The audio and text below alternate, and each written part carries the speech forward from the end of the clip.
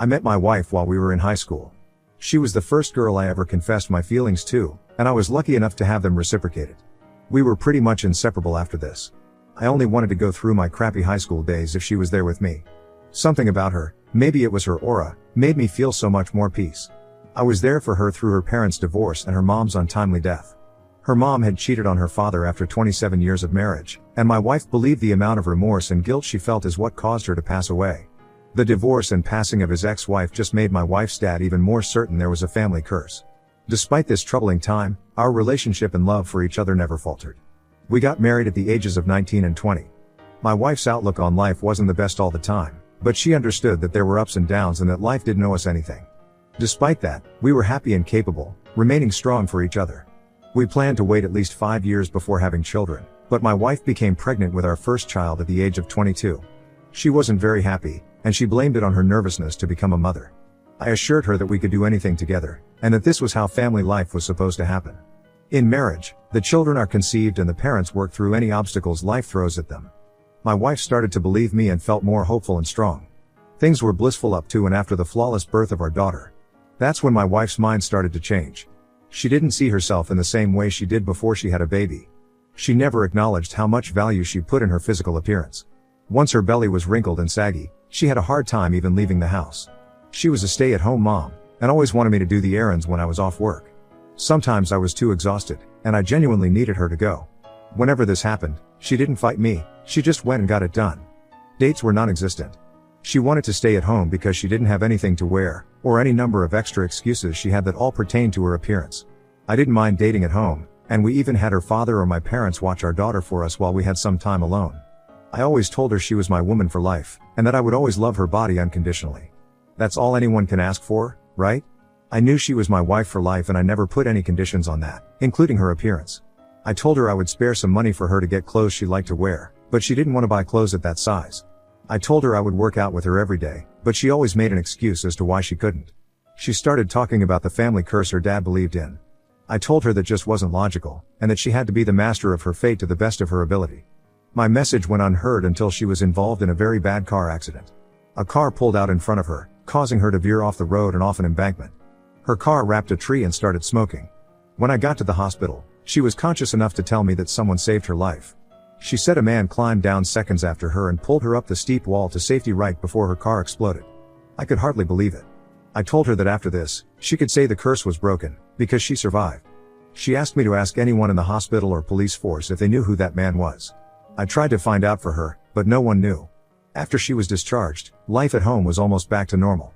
I noticed she wasn't struggling with her self-esteem or overall doubt anymore. She told me she believed that the curse was broken because she survived. I was happy for her and loved this positive change. In hindsight, I did notice a few clues. I found a cigarette butt in our front yard. I asked my wife about it, and she played dumb. She suggested it belonged to the lawn guy. My wife was spending more time on her phone, but doing it at times I wouldn't notice because of being at work, being in the bathroom, being in a different room than her, when she was cooking dinner, or when she was gardening. I never noticed enough to bring it up to her, and the biggest thought I had about it was that she was glad to be alive and was keeping in touch with her relatives and friends. Shortly after I came to this conclusion, I arrived home to find a strange car in the driveway. I could smell burgers and dogs in the backyard. When I got back there, I saw my wife talking to another man while he cooked on the grill. I asked them both what was going on, trying to be nice just in case this wasn't something I needed to be alarmed about. My wife smiled and introduced me to her hero. The man that saved her from the car. My stomach flipped. I didn't feel great about this. I never really wanted my wife to have male friends, especially not one that she felt indebted to. I didn't have any female friends because I refused to give temptation an opportunity. He was a good-looking man, and taller than me by a few inches. No wedding ring. Through awkward chit-chat over dinner in the backyard, I found out he was a firefighter and that before saving my wife, he'd saved 3 dogs and 2 cats from burning buildings. My wife loved that. I felt nauseous. I called it a night and started cleaning up. My wife was disappointed, but let him leave. She was exceptionally quiet for a few days after this. I tried to tell her I didn't want her to be friends with him, because it was unnecessary and just opening the door to temptation. She said I needed to trust her to be a responsible married woman and that she would always keep their conversations PG. I told her I didn't like or want this. We dropped it for a few days, until she sheepishly asked me if she could go out for a drink with Ab. I told her absolutely not. She was upset and said I was being controlling and that she could have her own friends without me being there. I told her that before all this happened, She never went out anywhere, not even with me, so I asked her what made her suddenly want to go with this man. She didn't have an answer, besides that he was a good friend and she did want to start going out more. I told her we could go out together, and I'd ask her dad to babysit. She made a face. I knew at this point, our marriage was in trouble. She didn't want to go out with me as much as Hiro. I told her if she wasn't going out with me, she wasn't going out with him. I suggested she meet other stay-at-home moms so she could meet up with them and get out of the house. She jumped on this opportunity. The next day, she texted me while I was at work, telling me she found a group of moms that meet at the park every Wednesday to do yoga and let the kids play together. When she was supposed to be there, I left work to check. I found a group of moms doing yoga, so she could have been telling the truth, except my wife and daughter weren't with them. I went home and didn't see App's car. I opened the front door quietly. I heard our daughter crying from her room upstairs, and music coming from the finished basement. My heart started pounding. As I got closer to the basement, I heard the unmistakable sounds of passion. My wife's voice mixed with another man's. I walked down the stairs filming. My wife went all out for this. At least 50 tea candles were lit with rose petals scattered all around. They were having sex on the pool table. As soon as my wife turned her head and saw me, she jumped up and started saying no over and over again, realizing she was caught red-handed. She grabbed a blanket and told me I wasn't supposed to be here. App started frantically grabbing his clothes and telling me he didn't want any trouble. I told him he was a crap hero, and he didn't deserve respect from anyone. He was in such a hurry to leave, I didn't have to say anything else to him. I dialed her father as she freaked out, cried, and demanded to know who I was calling. The first thing I told him was that I just walked in on his daughter cheating on me. I put him on speaker while he said he was devastated and he never thought his daughter would do the same thing her mother did to destroy the family and cause so much heartbreak. She turned furious and didn't want to hear it. She tried to grab the phone from me, hanging up on her father, but I ran upstairs with it and locked myself in our daughter's room, picking her up to stop her crying. My wife frantically knocked on the door, tried to open it, and told me to let her in a few times before she started wailing and begging me for my forgiveness. She called me her husband several times, as if that was enough for me to forgive her. She admitted she wasn't thinking about me or our daughter or how much our marriage and family would be affected by her actions. I told her this was hopeless. She wanted me to trust her, but now proved she was a liar and cheater. She told me she knew what she did was a mistake, but she didn't do it out of love for him. She did it because App made her feel better about herself. I told her she shouldn't have needed another man's or anyone's validation. I was her husband, and the only man in her life for a reason.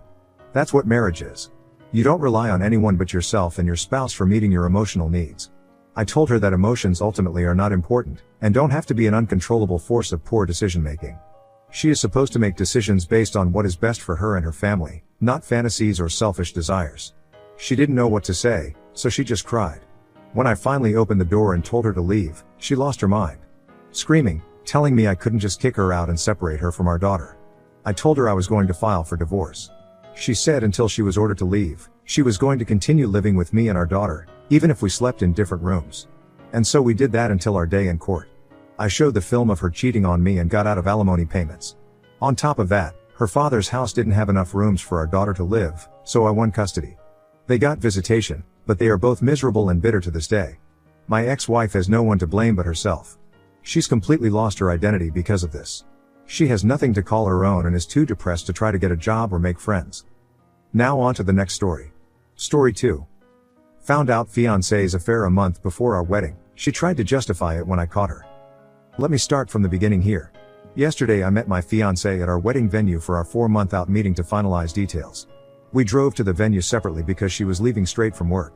Towards the end of the meeting she let me know her friend was dropping off her rental car and needed a ride home and asked if it would be okay.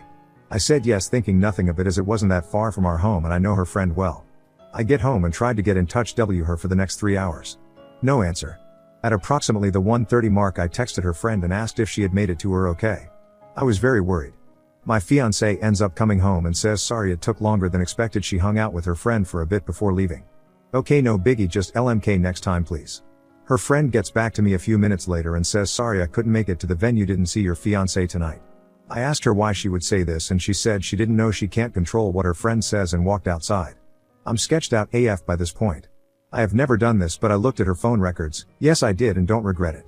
I saw that when she went outside she called her friend that had texted me right after she went outside. I also saw an hour-long call with a number I didn't know on the way to the venue. I asked her what rental place they went to and multiple other questions. She had quick answers and they seemed legit. I thought maybe I'm crazy here, I need to chill and sleep on it. This morning I asked her to please see the text from her friend asking her to pick her up and I would apologize for questioning her the previous night. She said no.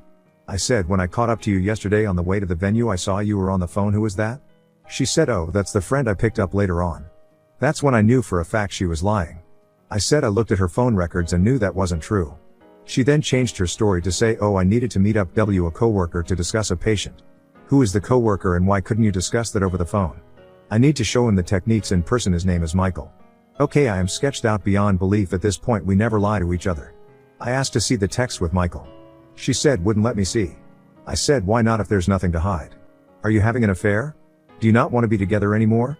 She pauses and proceeds to tell me all the things that are wrong with me. I work too much, I don't spend enough time her don't listen. I'm astonished at this point, all of this is news to me. I put two and two together. At this point I know something sketchy is going on. I again asked to see the texts. It took about a half hour of convincing to see these texts and they were crazy. Sexual in nature and talking a lot of sh about me. Also how she wanted to be with him and how they're essentially in love.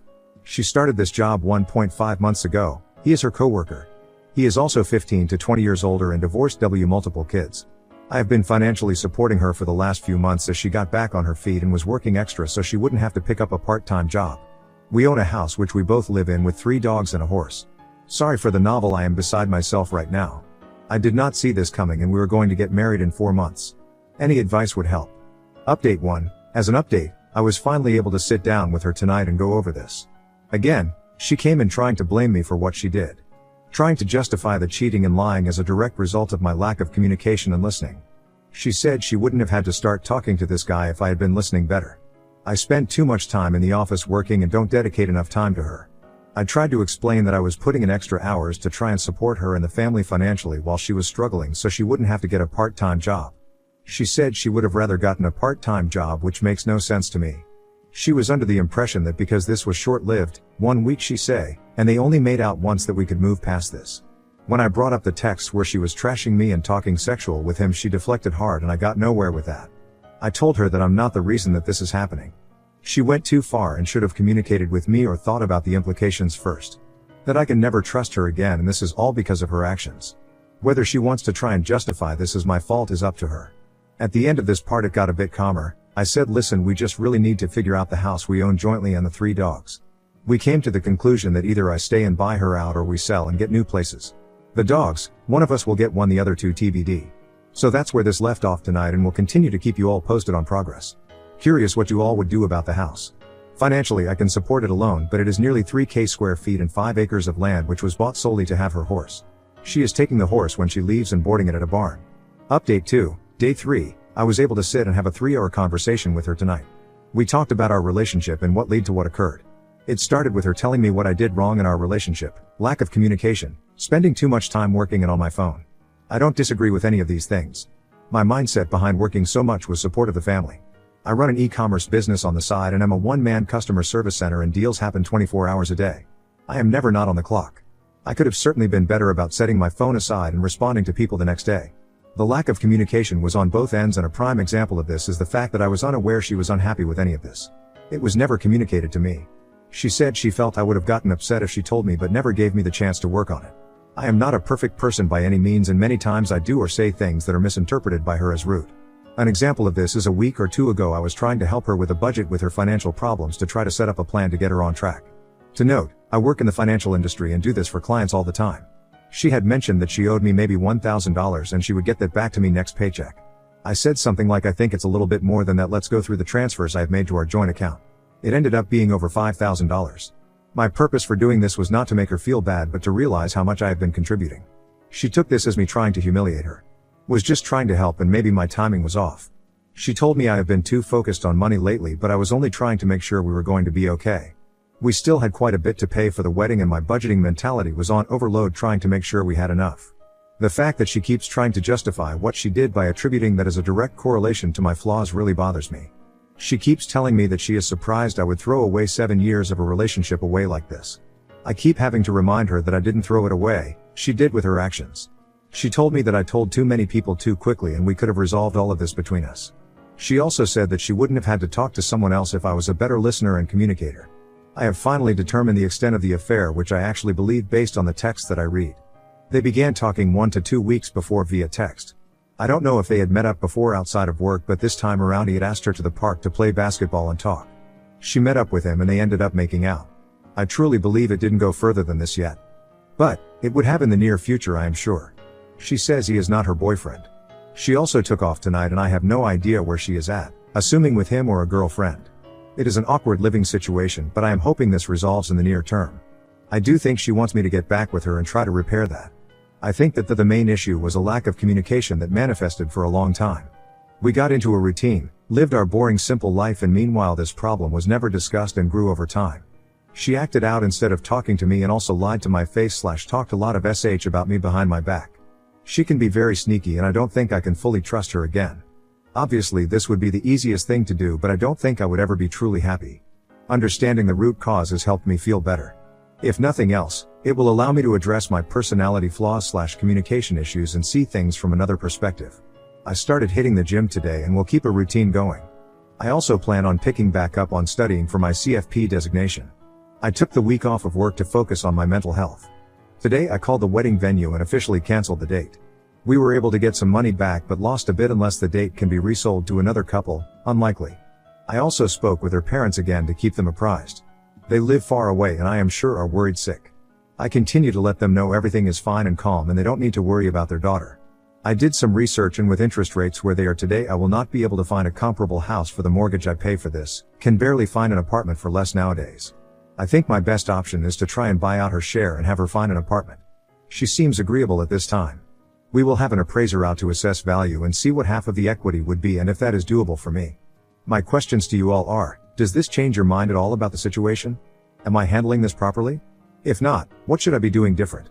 Update 3, it's been nearly a month since this whole situation went down and I owe you all an update.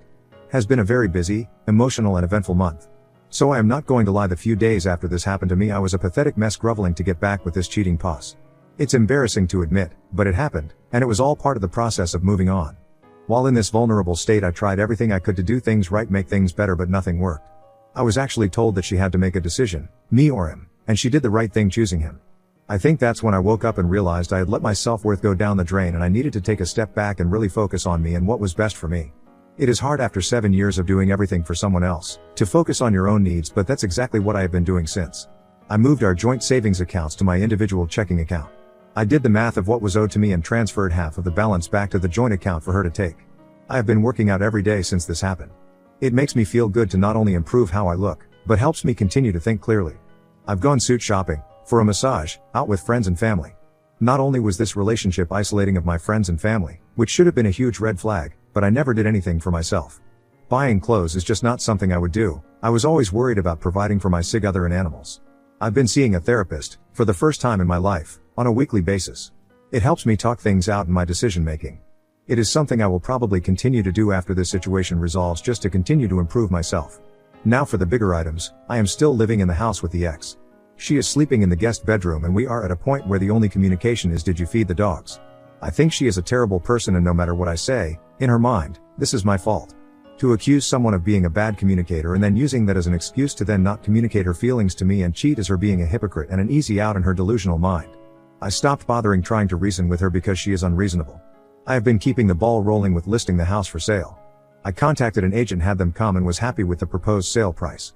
She then requests that I contact 2 other agents and get their opinions, one of which was recommended by her friend. Yes, I made all the calls, set up all the appointments and met with these people. This is how the relationship always was, and even though it's not fair, I've been willing to do it all to get the hell out of here. After meeting with all 3, we ended up going with the first agent. Pictures were taken on Sunday and the house was listed for sale Sunday night. Open house next Saturday. Already getting a lot of attention on the resites. She will be taking the horse to a barn somewhere TBD. I had a conversation about the dogs and offered to take one or none. She said she would take all 3 of them to keep them together. They are a happy bunch and I don't want to fight over taking one if that will break them up. It also selfishly allows me to pursue a clean start. Unexpectedly, I met someone about a week ago that I've been spending quite a bit of time with. I have no false expectations here, but am enjoying hanging out with her. She's been through a similar situation in the past and has been helping me through this. It's really eye-opening speaking with a kind, thoughtful and independent woman. It makes me realize what a narcissist my ex was. Completely self-centered, dependent and manipulative. I should have listened to the warnings from family and friends long ago. I definitely fell into the trap of being in a simple routine. I wasn't enjoying life, it was just an easy situation to be in. Nice house, lots of land, great animals, didn't want to rock the boat. So I just continued on. You don't really realize this until you take a step back and truly reflect. Some might say it was wasted time, but I am really using this as a learning experience. I will not ignore red flags in the future. I will not fall into the simplicity trap. I will continue to maintain relationships with friends and family. I just want to end this with a huge shout out to everyone on here that commented on my original post. I posted on Reddit because I had no idea what to do. Those of you that took the time to try and help a complete stranger on Reddit are amazing. I read every single comment and they all helped me get to where I am now. I am looking forward to the next chapter in my life, wherever it takes me. Thank you all, truly.